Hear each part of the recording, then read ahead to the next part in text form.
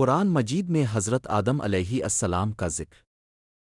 قرآن مجید میں لفظ آدم 24 بار آیا ہے اور 7 مقامات پر حضرت آدم علیہ السلام کا واقعہ بیان ہوا ہے۔ اللہ جل شانہ نے جب انسان کی تخلیق کا ارادہ فرمایا تو فرشتوں سے خطاب کرتے ہوئے فرمایا، بے شک میں زمین میں اپنا نائب خلیفہ بنانے والا ہوں۔ فرشتوں نے عرض کیا اب زمین میں ایسی مخلوق بنائیں گے جو زمین میں فساد مچائے گی اور خون بہائے گی، اور ہم اب کی تسبیح بیان کرتے ہیں اب کی تعریف کے ساتھ اور اب کی بزرگی بیان کرتے ہیں۔ اللہ تعالیٰ نے فرمایا، بے شک میں خوب جانتا ہوں جو تم نہیں جانتے۔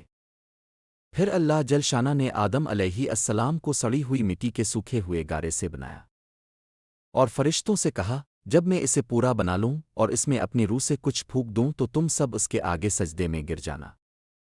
اللہ تعالیٰ نے آدم علیہ السلام کو ساری چیزوں کے نام سکھائے، پھر انہیں فرشتوں کے سامنے پیش کیا اور فرمایا، اگر تمہارا خیال صحیح ہے کہ خلیفہ بنانے سے زمین کا انتظام بگڑ جائے گا تو ذرا ان چیزوں کے نام بتاؤ۔ فرشتوں نے عرض کیا، ہم تو بس اتنا ہی علم رکھتے ہیں جتنا اپنے ہم کو سکھایا ہے، حقیقت میں سب کچھ جانے اور سمجھنے والا اب کے سوا کوئی نہیں ہے۔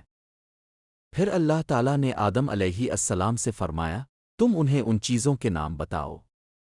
جب آدم علیہ السلام نے فرشتوں کو سب چیزوں کے نام بتا دیے تو اللہ جل شانہ نے فرمایا، میں نے کہا نہ تھا کہ میں آسمانوں اور زمینوں کی ساری حقیقتیں جانتا ہوں جو تمہیں معلوم نہیں ہے، جو کچھ تم ظاہر کرتے ہو وہ بھی مجھے معلوم ہے اور جو تم چھپاتے ہو اسے بھی میں جانتا ہوں۔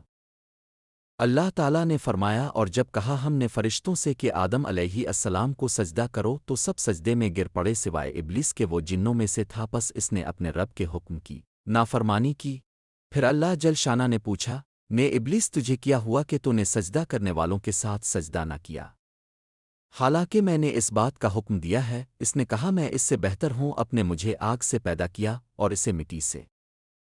شیطان نے جواب دیا، میرا یہ کام نہیں کہ میں اس بشر کو سجدہ کروں جسے اپنے سڑی ہوئی مٹی کے سوکھے ہوئے گارے سے پیدا کیا ہے۔ اللہ جل شانہ نے فرمایا، تو اس لائق نہیں کہ تکبر کرے، پس یہاں سے نکل تو مردود ہے اور روز جزا قیامت تک تجھ پر لعنت ہے۔ ابلیس نے کہا، اے میرے رب، یہ بات ہے تو مجھے اس دن تک مہلت دے دیں جب سب انسان دوبارہ اٹھائے جائیں گے۔ اللہ تعالیٰ نے فرمایا، ٹھیک ہے تجھے مہلت ہے۔ ابلیس نے کہا، جیسا کہ اپنے مجھے گمراہ کیا، میں آدم اور اس کی اولاد کو بہکانے اور گمراہ کرنے کے لیے اب کی سیدھی راہ پر تاک لگا کر بیٹھوں گا، پھر میں ان کے پاس ان کے سامنے سے اور ان کے پیچھے سے اور ان کے دائیں طرف سے اور ان کے بائیں طرف سے آؤں گا، اور ان میں سے زیادہ تر انسانوں کو شکر گزار نہ رہنے دوں گا۔ فرمایا اللہ تعالیٰ نے، نکل یہاں سے برے حال میں مردود ہو کر، جو کوئی ان میں سے تیری راہ پر چلے گا تو میں تم سب سے دوزخ کو بھر دوں گا۔ ابلیس نے کہا، اے میرے اللہ، دیکھ تو صحیح، کیا یہ انسان اس قابل تھا کہ اپنے اسے مجھ پر فضلیت دی؟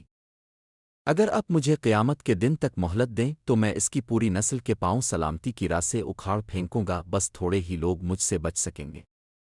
اللہ تعالیٰ نے فرمایا، اچھا تو جا، ان میں سے جو بھی تیری پیروی کریں تجھ سمیت ان سب کے لیے جہنم ہی بھرپور سزا ہے، تو جس جس کو اپنی دعوت سے پھسلا سکتا ہے پھسلا لے، ان پر اپنے سوار اور پیادے چڑھا لا، مال اور اولادہ میں ان کے ساتھ شامل ہو جا، ان کو اپنے وعدوں کے جال میں پینسا لے، اور شیطان کے وعدے ایک دھوکے کے سوا کچھ نہیں ہے۔ بے شک میرے بندوں پر تجھے کوئی قدرت اور اختیار حاصل نہ ہوگا، اور توکل کے لیے تیرا رب ہی کافی ہے۔ اور اے آدم، تم اور تمہاری بیوی جنت میں رہو، پھر کھاؤ جہاں سے چاہو، اور اس درخت کے پاس نہ جانا ورنہ تم ہو جاؤ گے گنہگاروں میں سے۔